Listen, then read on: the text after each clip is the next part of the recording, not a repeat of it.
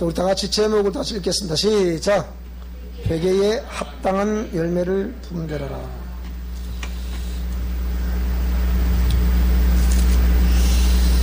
하나님은 우리에게 생명 주시기를 원하셔서 그 본질이 사랑이시기 때문에 그 사랑을 우리 가운데 공개하시는 방법으로 이렇게 그냥 말씀을 하심으로 사랑을 공개하시는 것이 아니고 1차적으로는 이렇게 말씀을 하시고 그 말씀을 따라 우리 가운데 육체를 입고 오셔서 고난당하시고 살을 찢으심으로 피 흘려주시는 그러니까 자기를 희생제물로 드리시는 그 방법을 통하여 우리에게 그 사랑을 나타내기를 원하셨습니다.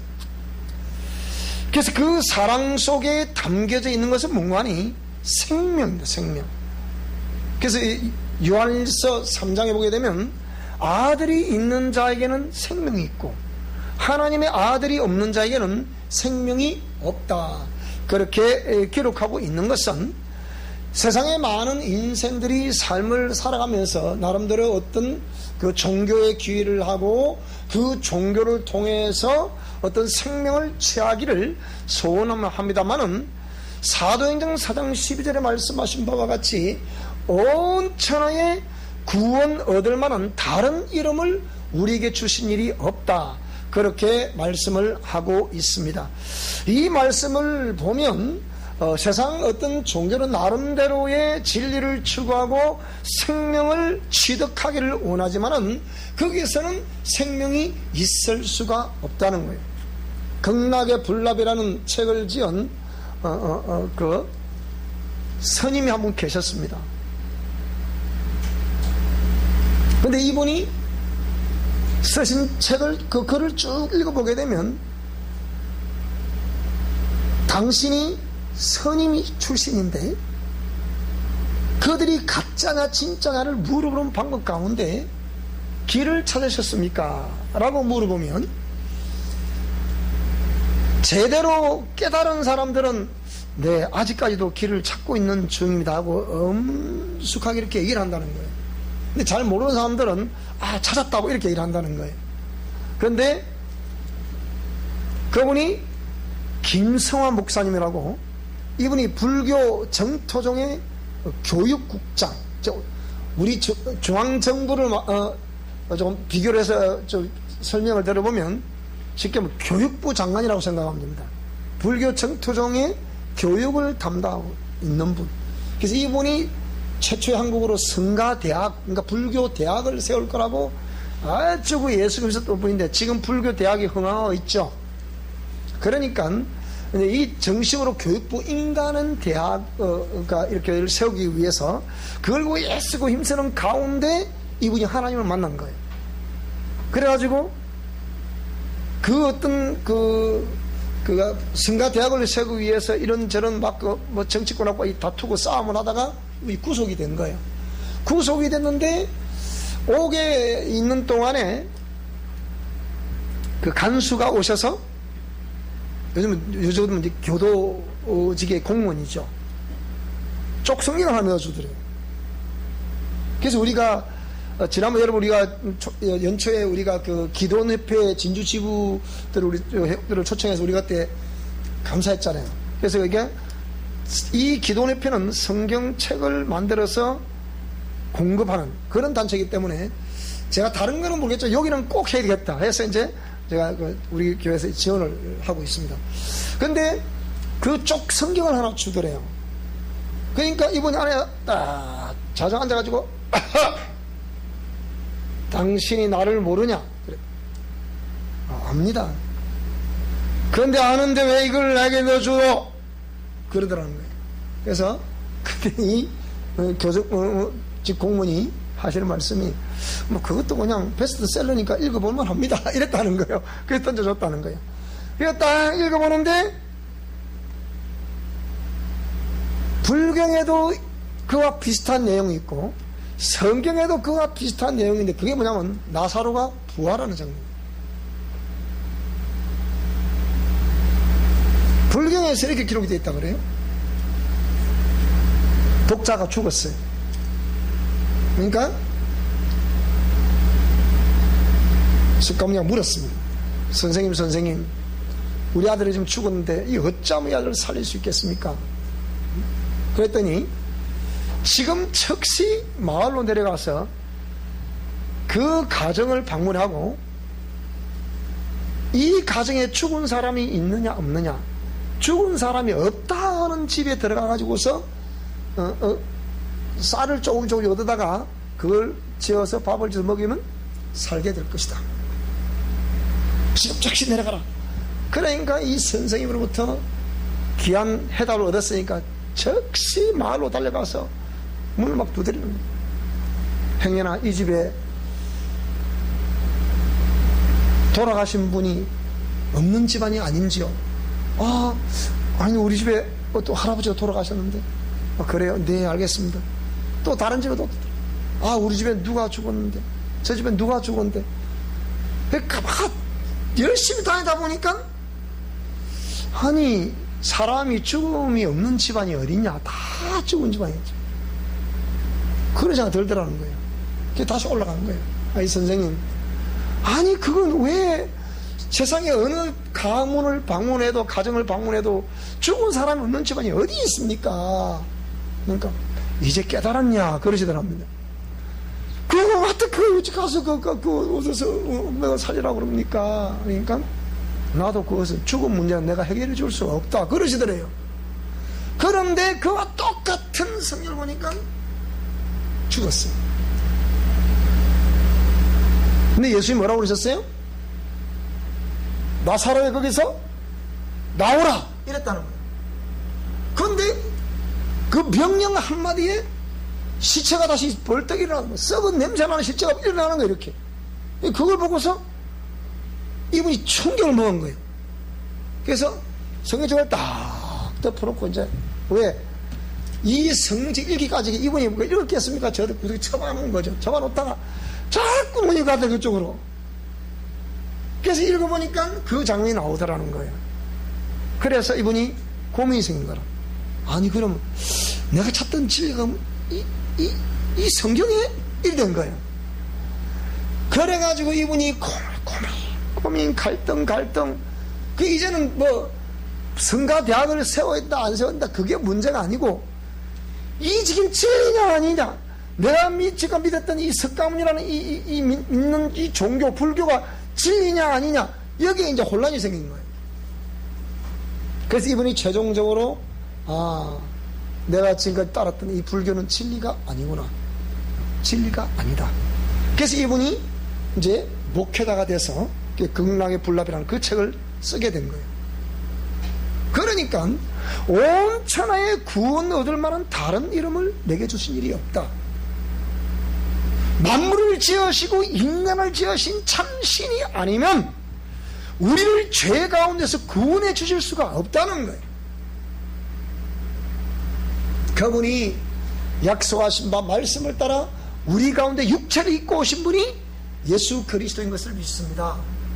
그래서 예수님께서 고난당하시고 살을 찢어서 피 흘려 주신 것은 오늘 하나님의 눈에 보이지 아니하시는 생명 주시려는 그 사랑을 확정하신 것이 1차적인 목적이었고, 두 번째는 그 은혜와 그 사랑을 믿는 죄인들에게 그 모든 죄화물들을 깨끗하게 씻어주시고 구원 얻게 주시려고 예수님이 피 흘려주시고 죽으시고 부활하신 것을 믿습니다. 그래서 오늘 저와 여러분들이 예수님을 믿으면 하나님의 자녀가 되는 권세를 얻고 한 사람도 천국에 입성을 하는데 입성 못할 자가 없다고 성경은 말씀하고 있습니다. 오늘 저와 여러분 확실히 천국에 입성하실 것을 확신하십니까? 아이고, 내가 뭐 한 것이 있어야 뭐. 시골에 가보면 보통 연세 많으신 할머니나 할아버지들이 다 그렇게 하면 내가 뭐 한 게 있어야지 뭐. 내가 이 나이에 그래다 믿기만 하면 됩니다 말하니까 내가 어찌 믿는 거, 어찌까지 안 믿었는데. 아주 우리 시골에 연세 많은 그런 양심적인 할머니는 내가 그래도 아무리 좀 내가 아무것도 한 것도 없이 내가 양심도 없이 지금 감당고 내가 구원 받겠는가 어디 이러게 합니다. 그러나 분명히 하나님께서 말씀하신 것처럼 믿기만 하면 구원을 얻습니다. 그 예수 그리스도를 마음으로 활짝 열고 내 마음속에 맞아들이시기를 축복합니다. 내 영혼 속에 그분을 모시기를 주름으로 축복합니다. 내 정신 속에 그분을 모시기를 축복합니다. 이것이 예수님 믿는 사람입니다. 오늘의 제목은 회개에 합당한 열매를 맺으라가 아니고 열매를 분별하라는 겁니다. 다음 주에 내가 또 강원도로 집회를 오고 가고 하는 여정 중에 서울을 들를 건데, 서울에 들러서 그 박사님을 만나고 올 것입니다. 금요일 날 강릉에서 서울로 가서 서울에서 런치타임으로 하기로 했는데, 거기서 만나게 되면 또 이러한 또 정보를 듣게 되겠죠. 근데 뭐라고 그러느냐? 목사님, 지금 수도권의 모든 교회들을 바라볼 때 지금은 확실히 알곡과 쭉정이를 가르는 시대가 아닌가, 그렇게 보여진다는 거예요. 느껴지는 게 아니고 보여진다는 거예요. 제가 영혼은 들꽃보다 더 아름답다는 책을 이제 다 해놓고 이제 거기에 추천해 주시는 분들, 또 간증을 해 주시는 분들, 제자들에게 추천사를 쓰겠습니까? 그러니까 아유 목사님 제가 어떻게 추천사를 씁니까? 추천사는 좀 표현이 그렇고, 그래서 느낀 점을 서평을 해보라. 그렇게 간증이라고 이 코너로 실을 거예요. 그렇게 실을 건데, 서평이라 실을 건데, 자, 어쨌든 간에 그렇게 나온 그 글 속에는 이런 여러 가지가 나한테 몰라도 여러분 그 책을 읽으면 여러분이 믿는 사람이든 믿지 않는 사람이든 그 책을 읽어보는 순간에 아 그렇구나, 지금 이렇게 되어가고 있구나 라는 걸 알 수 있게 될 거예요. 그래서 회개에 합당한 열매를 이제 분별해야 되는 시대가 왔구나. 그게 보여진다면 우리가 이제는 분별을 해야 되잖아요. 여러분도 이걸 볼 수 있는 눈이 있기를 바랍니다. 그리고 분별이 될 수 있기를 바랍니다. 이게 중요한 내용입니다. 제가 지금까지 우리 미션 코람되고 영성 실천 원리를 하나님이 오랜 동안에 그 축기 사역을 해오는 가운데 축기와 영성 사역 속에서 제가 몸으로 직접 체험한 것들을 전부 글로서 지금 다 써내는 중이에요. 물론 제가 하나님께 부름받기 전에 그 내용을 글로 다 써놓고 가까 생각해요. 후대에 누군가는 그걸도 증거하겠죠. 누군가는 시대에 이런 분이 있었구나 라고 생각하겠죠. 그래서 그런 내용들을 이제 자꾸 이 책으로 이렇게 해마다 몇 권씩 이렇게 크고 작은 책을 이렇게 출간하려고 하고 있고 이렇게 하고 있습니다, 지금.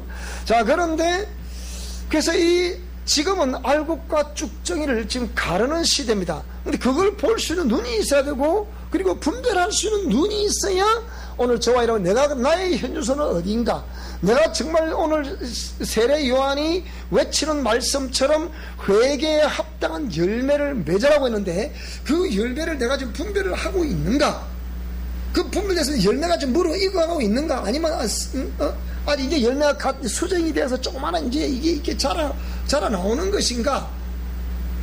이건 열매는 결실에 거두어야 될 테고, 이 자란 열매 잘 갖고서 자라게 해야 됩니다. 그래서 제가 오랜 동안 이렇게 사역을 하면서 수많은 사람들이 이를 가르치고 해봤지만 참으로 서글픈 그런 일들이 또 있더라고요.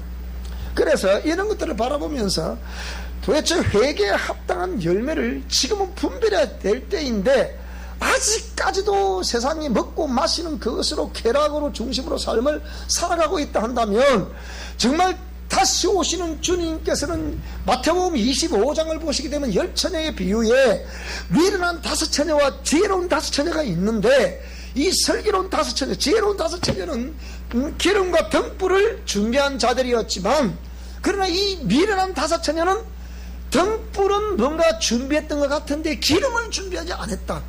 근데 이 신랑이 금방 오면 좋은데 초저녁에 오실까, 아니면 좀 더 지나면 오실까, 자정무렵에 오실까, 아니면 언제 오실까? 안 오시는 거예요. 그러니까 지금 뭐 종말이다 사람이 원체 종말의 얘기를 들으니까 그거는 기독교에서 두고 쓰는 문자가 아니냐, 그렇게 얘기하는 분들은 상당히 많습니다. 그러나 분명히 마태복음 24장이나 25장에 나와 있는 이 종말에 관한 얘기를 쫙 읽어보게 되면 지금은 잘 보세요. 먹고 마시고 시집가고 장가가고 사고 팔고 하는 그런 시대라는 거예요. 그런 시대 맞습니까? 맞습니까? 지금 이번에 코로나 사태가 벌어지니까 쇼핑몰이 지금 막 터진다 그래. 매출이 어마어마하게 올라간다잖아요 지금. 그러니까 지금 확실하게 그런 종말의 시대라고 얘기해주는 그런 시대인데, 아직까지 우리가 먹고 마시는 어떤 쾌락, 그리고 뭐 돈 버는 거, 여기에 막 주력을 하다가 그리 끝나버리는 인생이라면 이게 얼마나 억울하겠습니까? 내 평생 신앙생활을 했는데 그 평생 신앙생활이 그 마지막에 그 무르익어야만이 열매를 딸 텐데, 무르익지 못하면 농부가 마지막에 참 탐스러운 그 열매, 향기나는 열매를 딱 따야 되는데, 이번에 비가 얼마나, 우리 농가에 올라가는데 거기에 좌측에 보면 복숭아가 있는데, 복숭아가 참 맛이 있거든요. 깎아 먹는 것도 막 맛이 있는데, 완전히 비 때문에 맛이 하나도 없는 거예요. 무맛이야, 무맛. 저번에 우리 저 간사에 있었던 그분이 자기 그 농장에 있는 복숭아를 따왔더라고요. 근데 뭐 진짜 먹어보니까 맛이 하나도 없어. 무맛이야. 있긴 있는데 무맛이야. 그러니까 그 과일이 그대로 툭툭툭툭 떨어지고, 그러니까 올해 과일은 포기했습니다 이러더라고요. 그러나 저와 여러분들은 정말 끝까지 나무에 붙어있어 나무의 진흙을 탁 빨아들이면 해가지고서 따스한 햇살이 쫙 비춰지게 되니까 무르익은 열매되어 정말 누가 먹어봐도 맛있는 그런 과일처럼 그런 내 영혼이 될 수 있기를 주 이름으로 축원합니다. 근데 이 여기서 말하는 침례 요한의 역할, 즉 세례 요한이라 그러기도 하고 침례, 뭐 세례는 원래 우리 캐톨릭에서 나온 용어죠. 원래는 침례가 맞습니다. 바티조라는 것은 침례인데, 침례는 잠수하다라는 뜻이죠. 물속에 들어간 것을 우리 옛사람이 죽었다고 말하는 거예요. 올라올 때는 속사람으로 다시 살아가겠다는 거예요. 그러니까 그리스도께서 물에 이렇게 들어갔을 때 죽으셨다. 물에서 올라오실 때 부활하셨다. 이게 침례입니다. 그러니까 오늘 저와 여러분의 우리 옛사람이 죽고 우리 속사람이 다시 예수님으로 말미암아 다시 살았다는 고백과 함께 받는 것이 뭐냐? 세례입니다. 세례. 즉 침례라 이 말입니다. 그러나 세례는 여전히 그래도 우리가 물로서 이렇게 성부와 성자와 성령 이렇게 하지만은 원래는 침수에 물에 잠겼다가 올라오는 것이 정상이죠. 이렇게 오늘 예수님 앞서 광야에서 회개하라 천국이 가까웠다 라고 말하고 있는 이 침례 요한의 세례 요한의 역할은 뭐냐? 이 세례 요한은 율법과 선지자의 마지막 주자라고 했습니다. 즉 구약 성경에 하나님의 말씀을 떠나서 죄 아래에서 우상을 숭배하며 세상을 쫓아갔던, 세상 풍습을 쫓아갔던 숱한 하나님의 택한 백성들이 그 우상 숭배함으로 이방신을 섬김으로 그 속에 막 쾌락에 젖어 살 때 그들로 하고 외치면서 회개하고 돌아오라 외쳤던 사람이 선지자입니다. 먼저 선자 알지자죠. 그러니까 하나님의 말씀하신 것을 먼저 듣고 알고 있다는 거예요. 때로는 선견자라고 그러죠. 환상을 해주고 보고서 알고 있다는 거예요. 우리 교인들은 자꾸 저보고 그러죠. 아, 목사님 무서워요. 되도록이면 쳐다보지 말고 얘기를 하세요. 무섭다. 제가 그랬잖아요. 제가 하나님께 그걸 물어볼 때는 가르쳐주면 알고 안 가르쳐주면 모른다 그랬잖아요. 자꾸 그냥 무서워. 자꾸 사람들이 숨어 이렇게 자꾸 눈을 마주치지 말아야 되니까. 그런 것처럼 이 선견자는 하나님께서 그 환상 속에 보여주시니까 저 사람이 어떻고 저쩌고 이렇게 보여진다. 그러니까 백성들이 지금 어떤 상태에 놓여 있다는 것을 이 선지자들 하나님이 밝혀주시고, 그러니까 거기다가 회개를 촉구하는 거죠. 회개는 뭡니까? 메타노이아. 회개란 것은 돌아온다는 뜻이에요. 턴했다는 뜻이에요. 무엇에서 턴했다는 거예요? 우리가 세상의 풍조를 따라, 세상 풍습을 따라, 세상 방식대로 삶을 살아가던 그 라이프 스타일, 거기서 회개하고 돌아온다. 어디로? 하나님의 공의의 말씀 속으로 돌아온다는 거예요. 그게 회개입니다. 오늘 저와 여러분 진짜로 회개할 수 있기를 바랍니다. 그러니까 회개하라는 걸 알고 보면 이 회개하라는 음성이 축복의 음성이에요, 저주의 음성이에요? 따라 회개하라는 음성은 축복의 음성이다, 복의 음성이다.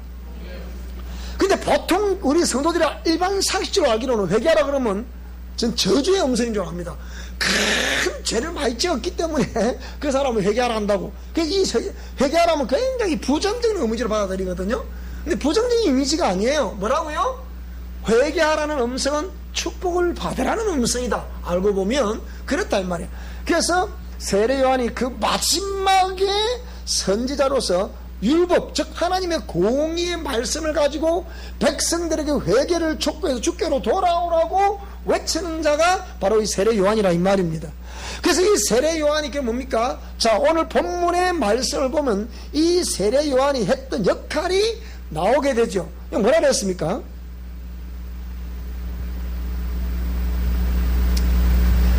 자, 자기들의 그래서 세례 요한의 음성을 듣던 모든 자들이 자기들의 죄를 자복하고 스스로 이렇게 죄를 고백하고 무릎 꿇었다 이 말이죠. 그래서 요단강에서 그에게 침례를 받더라. 근데 그 가운데 요한이 보니까 많은 바리새인과 사두개인이 침례 베푸는데 오는 걸 봤습니다. 여기서 근데 그들을 향해서는 오히려 이 독사의 자식들하고서 막 어마어마한 소리를 하는 거거든요. 어저께도 8.15 대회를 하는데 보니까 우리 정광 목사님이 또 막 걸쭉한 음성으로 빨리 내려오란 말이야 뭐 또 막 그러시던데, 그러니까 이 바리새인은 누굽니까? 자기 나름대로 임의의 율법을 만들어 놓고 그 백성들에게 강요한 사람들이 바리새인들입니다. 오늘날도 이 바리새인들, 현대판 바리새인들은 억수로 많습니다. 자기만의 임의의 율법을, 하나님의 공의가 아닌 임의의 율법을 만들어 거기에 백성들을 자꾸 이렇게 이걸 지켜라, 이걸 지켜라 이러는 것이다. 그럼 자기는 딱 어려운 척 하는 거예요. 이게 바리새인입니다. 그럼 사두개인은 또 누구냐? 사두개인은 재물을 많이 소유한 것을 의로 삼는 사람이에요. 그러니까 이 사두개인이 딱 등장하면 항상 사두개인 뒤에는 누구냐? 바리새인이 또 등장합니다. 이유가 있어. 그것도 역사적으로 실제 그랬어요. 그러니까 항상 사두개인들은 당대 최고 부자들이거든요. 어마어마한 부자들이란 말이에요. 그러니까 딱 이 사두개인이 출두하게 되면 항상 이렇게 바리새인들도 가난뱅이들이거든. 여러분 중에 항상 그 법으로 정장인 사람들 보면 거의 다 어렵게 삽니다. 사람들이 왜 그럽니까? 이유가 있죠. 그런데 이 사두개인을 딱 눈치를 보고서 바리새인이 따라오면 딱 도포를 입고 가다가 도포에다 동전을 딱 떨어뜨리는 거예요.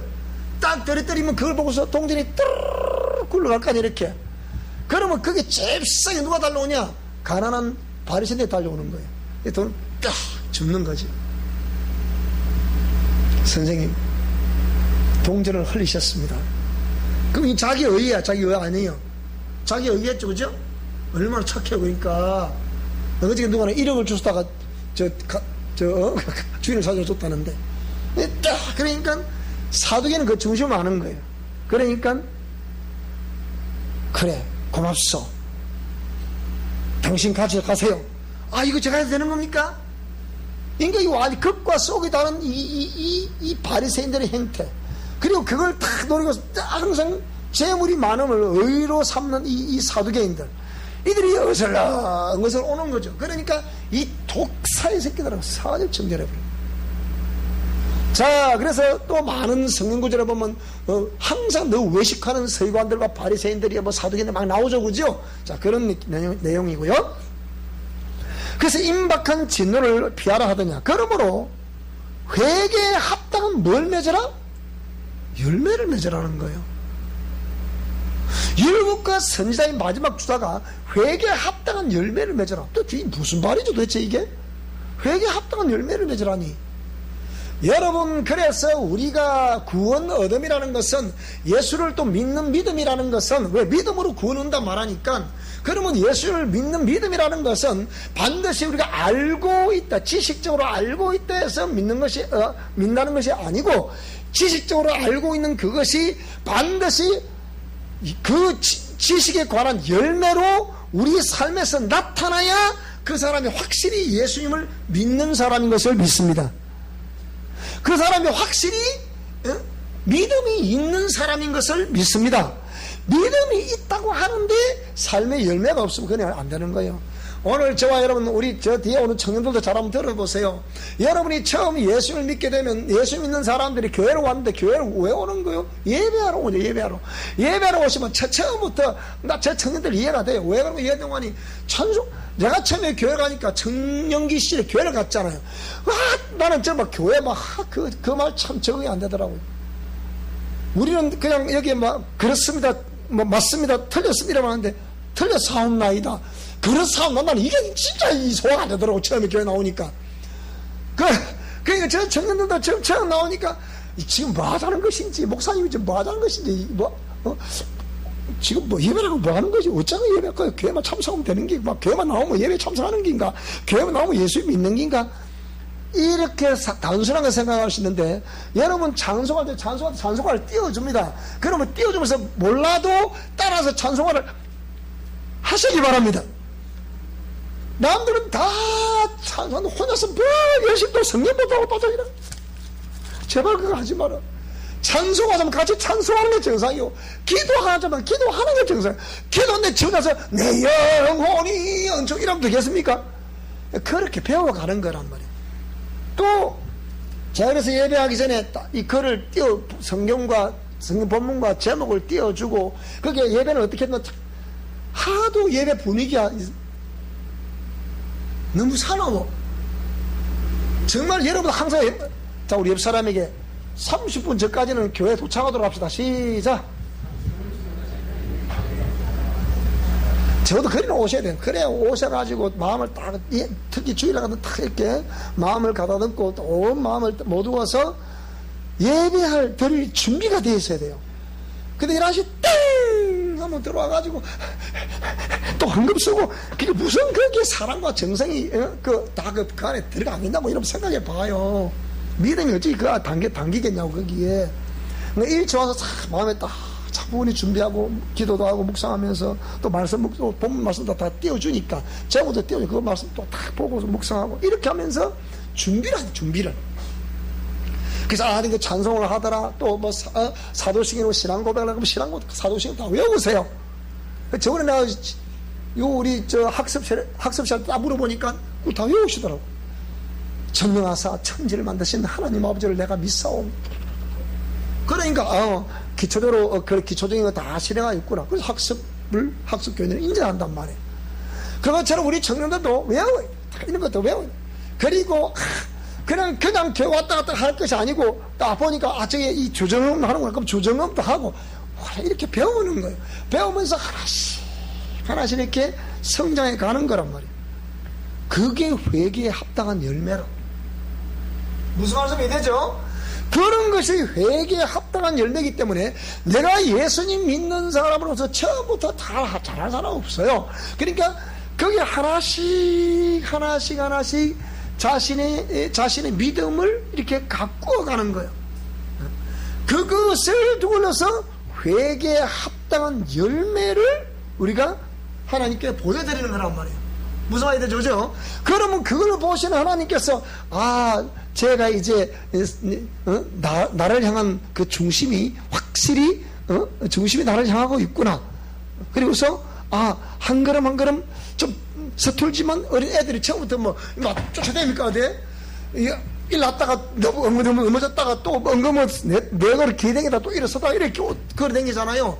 다 그렇게 성장하는 거라. 따라 실수하면서 성장한다. 실패하면서 성장한다. 그러니까 진짜 저는 그래요. 제 목회 철학이 진짜 하려고 하다가 어떻게 뭐 실수나 실패했다, 그건 다 이해를 해요. 그건 항상 의도적으로 행하거나 거짓말을 행하는, 이건 난 다 질색이거든요. 그러면 용납하지 않습니다. 그러니까 회개에 합당한 열매를 맺고 속으로 아브라함이 우리 조상이라고 말하지 마라, 이렇게 말하는 거예요. 민다고 말하면서 그렇게 하면 되느냐? 아니라는 거죠. 자, 그래서 이 세례 요한, 침례 요한은 그게 바로 공의 상징이거든요. 공의의 상징이기 때문에 회개에 합당한 열매를 요구하는 것도 그렇고, 율법과 선자의 마지막 주자로서도 그렇고, 그가 선포하는 내용도 회개하라는 외치는 음성도 그렇고, 이게 뭡니까? 전부 다 공의의 상징이란 말이에요. 그러게 모든 백성들이 그 음성을 듣고 자기가 죄인임을 알고 와서 고백하면서 세례를, 침례를 받게 되는 거예요. 그런데 오늘 본문이 다시 말하지만 알곡과 쭉정이를 고른다는 것이 현대 사회를 바라보고 있는, 우리 기독교를 바라보고 있는 학자들의 견해인데, 마태복음 13장을 보게 되니까 각종 비유가 많이 나옵니다. 각종 비유가. 여러분 오늘 집에 돌아가시면 마태복음 13장을 보시면 씨 뿌림의 비유가 나와요. 우리가 너무 잘 아는 씨 뿌림의 비유. 씨 뿌림의 비유를 보게 되면 여기 보면 우리가 길가와 같은 심령이 있고, 돌박과 같은 심령이 있고, 가시떨기와 같은 심령이 있고, 옥토와 같은 심령이 있다. 근데 결국은 그 뭐 열매를 마지막까지 수확할 수 있는, 결실할 수 있는 밭은 어떤 밭이라고 그랬습니까? 그거는 옥토와 같은 밭이요. 그러면 여러분 그 옥토가 되기 전에, 제가 어릴 때부터 우리 시골의 밭을 제가 그 황무지를 개간해봐서 제가 알아요. 황무지를 개간, 처음에는 이딴 돌을 아버지 어머니와 같이 그 돌을 지렛대까지 이렇게 해가지고 뽑아내고, 그걸 뽑아 또 밭을 또 고르고, 또 뽑아내고 고르고, 이딴 밭 돌 다 끄집어내고는 그 다음에 또 이런 돌이 또 나옵니다. 또 이런 돌 또 나와요. 자꾸 돌이 작아져. 나이 뒤에는 새소쿠리 같은데 그 조그만한 돌까지 다 끄집어내는 거야, 이렇게. 그래도 경기가 가라본 밑에 돌이 튀어나와. 그러니까 농부는 계속 그걸 골라내서 이 밭을 무슨 밭으로 만들 것이다? 옥토로 만들고자 하는 거예요. 그래서 그러면 옥토가 되기 전에 우리 안에 가시와 같은 그런 요소가 있다 없다? 있다. 내 안에 또 다른 내가 많다. 어느 가수가 내 안에 또 다른 내가 있더라. 그거 보니까 그런 가시와 같은 게 가시떨기 가시에 찔려가지고 새들이 확 날아왔다. 싫어왔는데 찔려도 날아가더라. 또 돌박과 같은 거, 아주 고집도 세고 교만하고 거만한 이런 밭도 있더라. 근데 이것도 전부 다 아무 개념 없는 길가와 같은 밭도 있더라. 이런 밭을 자꾸 말씀을 듣고 또 개간을 하고, 듣고 또 개간하고 또 걸음을 주고 해서 어떻게 해요? 제가 올해 고추를 난생 처음 고추를 또 심어봤더니, 나 탄저비 그림 무슨 날 몰랐네요. 매일 어머니 아버지가 주시는 것마다 꼬박꼬박 받아 먹을 줄 알았지. 그래 감사합니다 기도를 했는데 진짜 오래 해보게 고맙더라고. 새삼스럽게 고맙더라고. 이래가 해오셨구나. 더워, 이러면 말해야 되는데, 더워 죽겠구만. 더운지 새벽에, 아침 새벽까지 그 고추를 안 따면 못하겠더라고, 보니까. 얼마 더운지 그런데다가 탄저병이면 또 얼마, 이 초창기에 제압을 못해놨다. 여름이 완전 초토화를 시키더라고, 보니까. 내가 고추 하나도 못 따겠더라고, 보니까. 그래서 내가 가만 보니까, 이 농부가 내가 내년에 또 심어 먹기다. 또 심어서 내년에 내가 완전 다 성공하기다. 그, 나 5개월 딱 생기더라고. 내년에 두고 보자. 내 고추니 딱 보면. 이런 생각이 들더라고요. 자, 그러니까, 이 열매가 내 입에 들어가. 그래서 우리, 이집사님 그러시는 거예요. 뭐라고 그러시느냐? 농사가 어디 쉬운가? 첫째는 하나님이 도와주셔야 된대. 그게 무슨 말이야? 아무리 내가 농사 풀어라도, 우리 최원사님 평생 농사하신 분이잖아요. 농사 풀으시거든요. 그런데 아무리 풀어라도 하늘에 햇빛 안 비춰주면 허당, 비 안 내려주면 허당, 안 되는 거예요, 안 되는 거예요. 그러니까 그걸 이제 우리 이사님 딱 정리를 하셔가지고 그게 내 입에 들어와야 몇 개라는 거예요. 맞아, 안 맞아요? 오늘 여러분 다 드시면서 감사하세요, 오늘. 감사하셨네.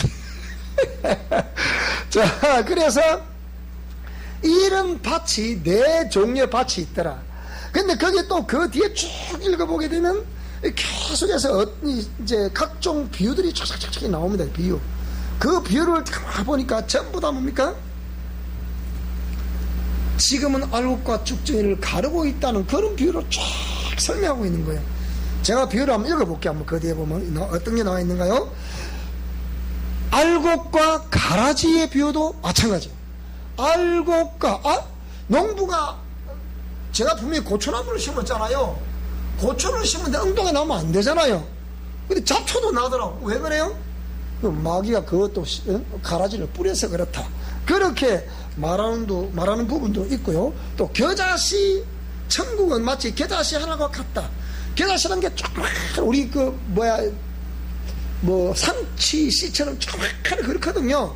근데 이게 겨자씨가 3m씩 자란다고. 이게 심어놔 놓으면 그런 씨가, 그러니까 수많은 새들과 깃들이더라. 그렇게 변하고 있는데 천국은 그런 것과 같다. 또 천국은 이렇게 여자가 가루 서말 속에 갖다 넣어 전부 부풀게 한 누룩과 같다. 복음이 들어가면 당연히 허황되는 게 정상이라는 거죠. 그렇게 또 말씀하고 있고요. 또 그 다음에 이렇게 여러 가지 비유들이 쭉 나옵니다. 감추인 보화 같으니 사람이 이를 발견한 후에 숨겨두고 기뻐서 돌아가서 자기의 소유를 다 팔아 그 밭을 샀다. 감추인 보화. 예수님 안에 이 감추인 보화가 예수님인데, 우리가 어떤 밭을 딱 샀는데 보니까 그게 진짜 황금이 나는 밭이더라 하면 어찌 되겠어요? 그 소유를 다 팔아 그거 사는 거예요. 그거 왜? 그 속에 보화가 있기 때문에. 또 그 다음에 천국은 마치 좋은 진주를 구하는 장사와 같다. 제가 미얀마 가보니까 진주를 구분하는 방법이 있더라고요. 이빨로 다 깨물어 보더라고요. 깨물 때 원래 광석은요, 진짜 진주는요, 이렇게 광석 같은 게 깨물 수가 없잖아요. 그것처럼 이 진주도 진짜 이 조개살이나 이런 데 모래 안에 들어갔다 그게 오래 이렇게 돼서 이렇게 진주가 되잖아요. 그죠? 요런 것들이 나오면 이빨로 깨물어지지 않는다고 그래요. 근데 가짜 진주는 확 깨물면 여러 번 흠이 난다. 그걸 보여주더라고. 그래서 그걸 진주를 이렇게 구별하는구나. 근데 진주를 제가 우리 미얀마 선교때 사와줬잖아요. 집사람 하지도 않더라고. 근데 어쨌든 그런 진주, 이렇게 좋은 진주를 구하는 장사와 같다. 천국은 그렇다 그 얘기예요. 그 다음에 그 값진 진주를 하나 만나니까 자기 소유를 다 팔아서 그 진주를 사더라. 또 천국은 마치 바다에 치고 각종 물고기를 모으는 그물과 같더라. 지금 그러니까 우리 각종 이 바다에 치고 각종 물고기를 모으는 그물을 했으니까, 자, 그물을 딱처럼 우리 멸치잡이 배를 보고, 남해 미조가 멸치잡이 배가 있는데요. 그 배가 두 척이에요. 한 척은 모처럼 요 딱 있고, 한 척은 그물을 빙 돌아가고 탁 그럼 잡고 당기면 되죠. 엄청 잡고. 그러니까 멸치를 몰아야 되잖아요. 이렇게 빙 몰아야 되니까. 이 모는 그물과 같다. 지금도 오늘 저와 여러분을 통해서 누군가는 새신자에게 주의 복음을 전하는 사람이 있습니다. 그런 저 또 듣고 교회를 또 오잖아. 그죠? 자, 이런 천국 이런 것 같다. 그래서 그런데 문제는 뭐냐? 나도 다 잡아보니까 쓸모 있는 것도 있지만 쓸모 없는 것도 있더라. 쓸모 없는 것을 어떻게 다 내버리는 거예요. 고기를 잡으면 망상하는 고기 잡힌다. 우리 망상하는 고기는 낚시꾼들은 아무도 안 잡아가. 근데 우리 인고사님은 다 잡아가. 그거거든. 이게 얼마나 맛있는데요. 근데 이게 맛이 없는 거야 이거. 그러니까 아니 얼마나 꿀고 바삭바삭바삭한 맛이 있는데요. 그 인고사 앞에 망상어 잡힐 때만 데리고 가려고 그래. 막 잡아갖고. 자, 그래서 이런 비유를 보니까 쓸모 있는 것은 전부 다 이렇게 거두들이는데 쓸모없는 건 어떻게 해? 전부 다 버리더라. 지금이 그런 시대라는 거예요. 겉으로는 허울 좋게 외모는 교회를 나오는데 속으로는 뭐가 없더라? 알고 보니까 쭉정이더라. 그저께 어느 기자가 이렇게 아마 사진 그런 걸 이렇게 치밀하신 분인가 탁 커팅을 했는데 뭐 커트를 했냐? 참새 국물을 한 컷 한 거예요. 탁 한 거예요. 그래 보니까 요즘 이제 벽시가 이제 물이 잘 되니까 그걸 와서 쭉쭉 빨아버린 거예요. 그걸 탁 찍은 거예요. 그러니까 그럼 그게 씨가 앞으로 되겠습니까? 오늘 안 되잖아. 그거는 쭉쭉밖에 안 되는 게지. 그러니까 오늘 세례 요한이, 침례 요한이 뭡니까? 자, 다시 마태복음 돌아가 보겠습니다.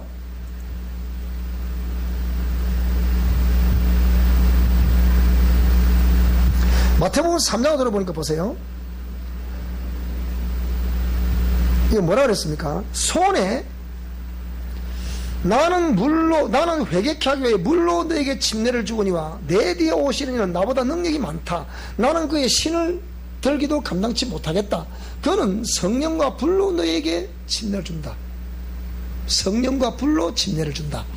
그런데 손에 키를 들고, 이 손에 키는 이런 문제 아시죠? 손에 키. 우리 어릴 때 정말 재래식 농법 할 때 나락을 타작을 해놓고 하면 가래라는 게 삽처럼 생기거든요.